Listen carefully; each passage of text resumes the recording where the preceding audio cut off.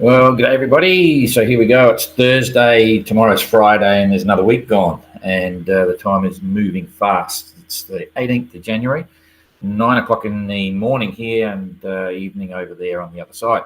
So very soon when we get to Punta, we'll be a bit closer on the timelines. And after January 26th, the actual SoundCloud calls from the entrance will change as well onto a time that's more suitable for our Punta office and so on. Anyway, a couple of fun things happening with the tweets. Jane's caught up on all that now. You know, the tweets will be up on Facebook. We had 3 days in a row, I think it was yesterday, but they'll come, on a daily basis unless we're traveling. And the word is that Spirit of Helsinki lost 2 drones yesterday. That's bad luck for them because I think they only had 2 drones on board in total, which is a bit of a bore. Outlaw was saying something about their navigation, but they're worried about space junk. Apparently there's another whole pile of space junk crashing into the Pacific, and generally it might be in the area of the boat, so they're keeping, putting their hard hats on, thinking, whoop, this will be fun. And what else? There was what was the other one? Something else. Yeah, okay. There was a couple other things, but anyway, keep an eye on the tweets. That's fun. Jane and Brian are having a huge argument at the moment because there was 1,000 likes or something for Brian's update, and Jane saying it's her video, Brian saying it's his writing, but it doesn't matter. A lot of people following all that stuff, so quite fun. And Penjuic's always a popular hit anytime anything goes up, so that's kind of cool. And that's about it. So let's get into the tracker. There's some interesting stuff going on right now. So I hit that. I'm going to stay off the page so you can get a bigger look. Before we get into the positions, I just want to explain a couple of things on the general format for the route. You can see Cape Horn over here. That's pretty straightforward. Cape Horn, there's where the fleet is now, all bunched up. And this is the Great Circle route to, say, this waypoint here. So you can see, this leg down pretty much covers the real run line, you might say, for the course, to get, along the bottom. When they get here, they're going to have to leave this waypoint to starboard, and they're going to have to leave this waypoint to starboard. Same here, and then they work their way down further to Cape Horn. This is the 50th parallel of latitude, so it's 50 degrees south of the equator. And generally it's pretty cool, because the wind, these westerly winds, and you can see them streaming across here with great simplicity. It's all about a roller coaster ride in the Southern Ocean with westerlies, so that is perfect. They'll be wishing they're down there right now. You try to get down there as quick as you can. Now that will start to play when we show you the positions here and the tactics of the various boats, but generally, you follow the run line down, get down here, and then get across to the west. But depending on the weather forecast you're given when you leave New Zealand, it's a case of get down south as quick as you can, maybe. So in that case, it's interesting. There's just 2 boats out here heading south as quick as they can. They're not worried about trying to, get favourable wind direction and so on. So as a given, you follow the run line, and if you've got a forecast suggesting something different, and you don't know where to go, just get south as quick as you can because you'll meet the westerlies quicker and come across. Okay, so that's just a bit of traditional tactical information. So this is the current real-time weather they're facing at the moment, and you can see this high pressure system here, which has opened up a fair bit. It's more or less like a big trough there, and it's extending all the way along the bottom of the Pacific, separating the southeasterly trade winds, which are now really easterlies up here. And then this is creating the air flow that's pushing them all down south. Now, I mentioned before that... Shut the blue band on the bottom. Oh, sorry. Okay. There's a bit more space there. I think that's about right. Okay, so everyone should have got the weather forecast in Auckland before they left.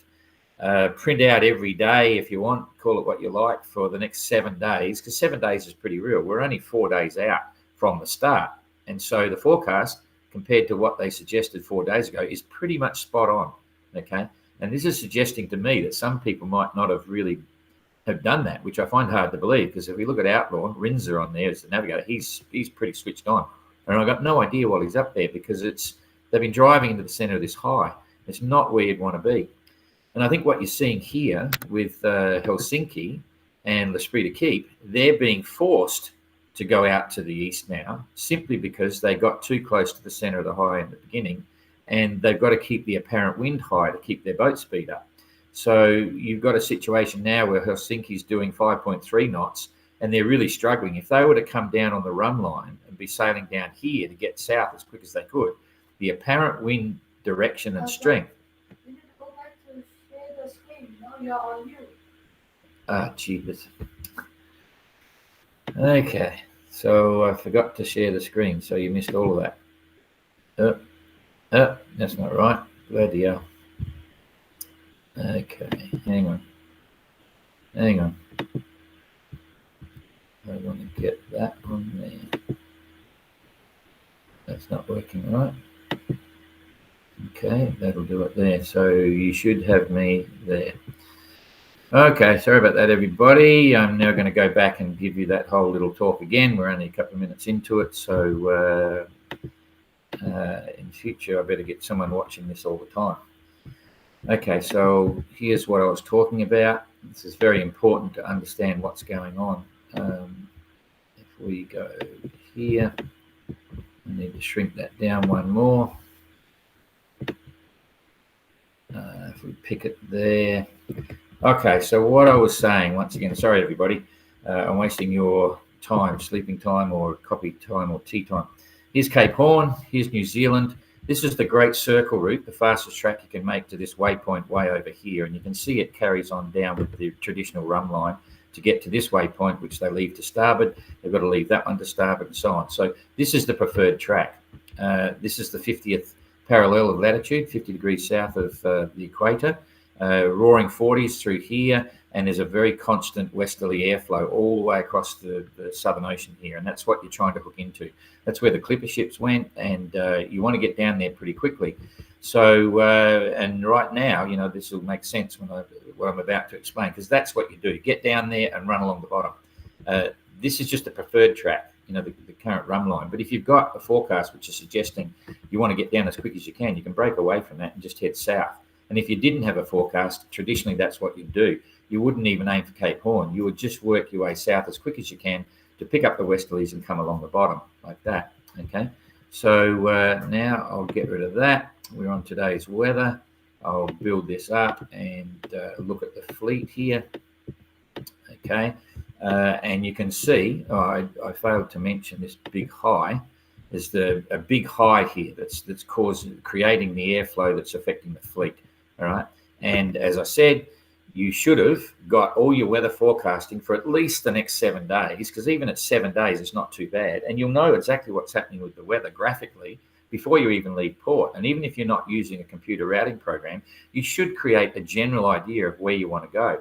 And that general idea would suggest from this high, don't get too close to the center of the high.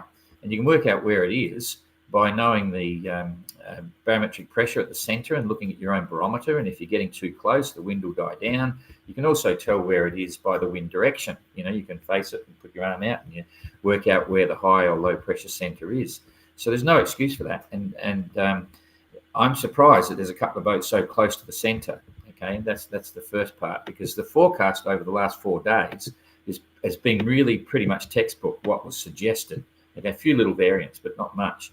And so what you're seeing now with Spirit of Helsinki coming all down here and sailing out into the center of the high, which was also trapping Outlaw, but they know they're in the wrong spot. They've got to get south as quick as they can, so they're in a bind, is just to keep the apparent wind up. And they're really struggling. They don't have the option now to go south because they just have light apparent wind. They're only doing 5.3 knots. And you can see there the wind is on their port quarter. If they were to steer directly downwind, they'd probably be back to 4 knots because the apparent wind is less. So they're having to ride up and just keep boat speed, but they just don't want to be there. There's no way. Okay. In this instance, you can clearly see that there's more wind down here, and away from the center of the high, and it's just that's where the boat speed is. Because you look at Triana right now, and it's 7.8 knots. Okay, compared to 5.3 knots, and that's taken as a given as well. So even though you're not on the run line and making it direct to Cape Horn, say, or the next waypoint, the extra speed you're going to get is going to compensate for you coming off the track to get south quicker, and you're likely to hold the breeze longer down here. And so you sail down around the bottom of them. And this makes sense because you've got two boats there. You've got Neptune and Triana. Neptune's pretty good. Triana is hot, you know. Their navigation, everything they're doing is like a professional sailing team because they've got, you know, Sebastian is there, who's a world guru, sailed everything, you know, 8 times around Cape Horn or something. He just knows what it's about. So I have no doubt that that's the reason Triana are there. They would have been following the forecast that they were given. They'll be using computer routing programs in Auckland to tell them where they should go. And I'm going to talk to him at the end of this leg and say, hey, did you follow your original routing plan? And I bet he says, absolutely. It was a no-brainer. So watch this space. Let's see how it pans out. You know, it's hard to tell. It's very easy for me to talk about this in hindsight, watching what's going on. So it's not as if I'm criticising. I'm trying to explain why these guys are trapped. You know, they have no option. They've got to head up. It was sort of like what happened to a degree with Penjuic, you know, as they were getting close to underneath Tasmania. They got forced up by, unfortunately, having a high pressure move erratically, and they had no option than to keep sailing in the breeze they had. And so these guys up here are getting sucked into a no-win situation in the short term. Anyone further south is going to be doing better. I got no idea what Penjuic's doing, 6.5. Well, that's better than 5.3. And translated 9, 5.3, but they don't care. They're giving up boat speed because you can see the wind's directly behind them. They're giving up boat speed to get south. They know this is the game down here. You've got to get south as quick as you can. So it's all kind of interesting what's going on, and that'll have an effect over, 4 or 5 days from now. We'll know where they are in the deep south and who's joined the sleigh ride quicker than anyone else. So it's quite fun to see what's going on. So to walk through the fleet, we'll go back to Explorer in a minute, but Stern are doing really well, 6.9. They've got a bit of gradient there, 6.9, and they've done 162-mile day. That's pretty good. They've been closed. They would have closed the gap a little bit towards this mid-group. Outlaw, 3.5 knots now. They're cooked. They're too close to the centre of the high. Bad luck. But they did go, wide right from the very beginning. So it's not good for them. 144-mile day, though. They've only just slowed down now. The Spirit of Keep, 160-mile day, 5.7. Spirit of Helsinki, 5.3. They could be doing this, of course, on the assumption that their forecast showed the centre of the high moving to the east a lot quicker than it has. Maybe the high slowed down a little bit, but generally it's a risky game to be close to the centre of the high, not where you want to be. Evrika, 4.9. They've come up to keep their apparent wind there, to keep them moving. 165-mile day, that's still pretty good. And again, Maiden here, they're giving up on boat speed to get south. You can just see it. It's just written all over it. The wind's dead behind. They know they've got to go down. They can't afford to risk getting closer to this high if it doesn't move away. So it's a smart tactic. They're splitting the difference, and they've got to get south. So that's good to see. 154-mile day, still respectable speeds there. Then Penjuic, we just did it, 177-mile day, so that's still pretty cool. They are coming around, though, to keep the boat moving, 6.5. That's not fast for a boat that size and everything, and it's heavier. So they're doing what they have to do. And then translated 9, 5.3, but they're heading south. They don't want to hold boat speed at the risk of not going south. And I think that's probably traditionally, most people would think that's the smart game, but we'll have to wait and see. White Shadow, right up there. White Shadow's firing this time. Maybe they got some new crew. I forget whether they had a crew swap. Maybe they got another mini 650 sailor on there. I'm not sure. Another hot female 650 sailor. I don't know. But they're doing pretty well this leg so far. 175-mile day. That's probably close to the biggest daily run of the whole fleet. So no complaints there. Sorry. Was that? Did I? Yeah, White Shadow. Yeah, 175. So that's cool. Spaniards are going nuts. I'm going to pick this up so I can split the difference here. And Galliano with Secure right next to him. So Tapio and the team are well and truly in the groove. Nope, there's the biggest mileage, 182-mile day. They love these conditions because they've got all that gear they can put up between the two masts. They'll have their mizzen staysail up, they'll have a full spinnaker up, and they've probably got their blooper up as well. So they're definitely showing good boat speed for these light conditions. So everyone on board is going to be happy there. Neptune over the side here, 8.3 knots, 142 mile day. It was a slow sort of start. It could be because they're not sailing. That daily run might be distorted because they're not sailing direct on the run line to the waypoint. So it could be higher because the boat speed highest. Triana 7.8, 164 mile day. I reckon through the water they've probably travelled further than that. Okay, I think that's a distortion because they're 8.3 on Neptune.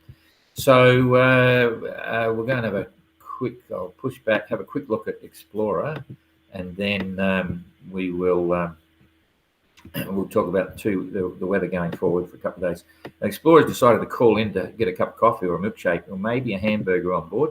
It's funny watching. I just saw a comment on one of the sites on Facebook saying, "Where's the bloody navigator on Explorer? Hopeless. They don't know what they're doing because they can't see the weather. They're just looking at the tracker without the weather."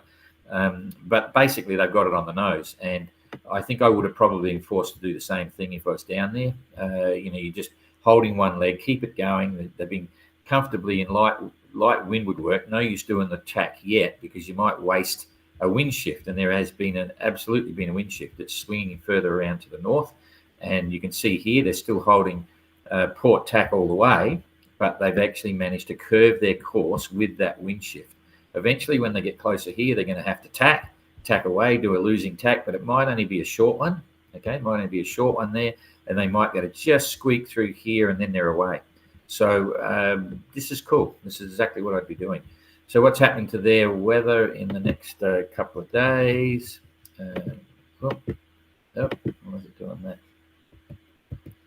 Okay, so you can see it's still pretty light. You're getting stronger, holding that. But you can see there, well, that's the 19th. That's tomorrow. It has swung a little bit more to the north and got stronger. So you will soon see them do a leg out here. Sometime today they'll tack out here and then they'll push around and then they're gone. And the good news for them is that the wind is going to increase and push them along quite nicely. There's going to be plenty of breeze there. Hopefully we'll be seeing sort of like 8 knot speeds and 180, 200 mile days for a while. Give them a push. They're only doing 3.2 at the moment. Ooh, 99 mile day. Ooh, not flying, but anyway, they're cool. They'll get there, and there'll be a big party when they get to Punta. And then they'll start. Absolutely, touch wood. They'll start on the line, ready to go back to the UK. So, rightio. So now, what's the weather for the fleet down here? Now I need to punch that back. Let's just see. I think that's a good impression right there. So there's the centre of the high. They've got a northerly that's swinging around to a northwesterly or a westerly, depending on what's going on. And I'm going to push this down a bit so we can see what happens to the centre. Here we go. It is moving out pretty quickly. Okay, so very soon it'll be over. But once again, if you look here, the guys in this pocket, they're going to have a better breeze all the way along. There's no question. And they're not even all the way down yet. The waypoint's way down here. So as time passes by, you can see that there's a slightly stronger gradient down here than there is up there. So their extra distance they're sailing will be compensated by higher boat speed for sure. But the good news is the centre is moving away very quickly. So in 24 hours, pretty much everyone will be moving. But the further south you are, the stronger the breeze. So the better push you're going to get. No question there. It's good that we're not even talking storms yet, which is nice. This is just good sailing. There's some stronger breezes coming now. Look at that, So there we go. It's still the 19th. This is tomorrow. If these guys are clever, and this is probably exactly what they're doing, they'll still be rocketing down here, and do a slow turn. And then so when you triangulate the course to get from there to there, it's nothing. They're neck and neck, but these guys have got stronger breeze. So 2 days from now, I think you'll see some interesting stuff going on with Triana for sure. And let's just see the short story. All I can say is for the rest of the fleet, they've got good breezes right through. And then when they get down here, they'll all be rocketing along and turning. That's 2 days into it. So very good sailing. Let's just for fun have a look at the whole big picture here. It's still pretty benign. But if we look at that Southern Ocean, all the way from way over in the Indian Ocean, all the way across, there's nothing there that I would call a big storm at all. It's just nothing. It's all just nice Southern Ocean weather.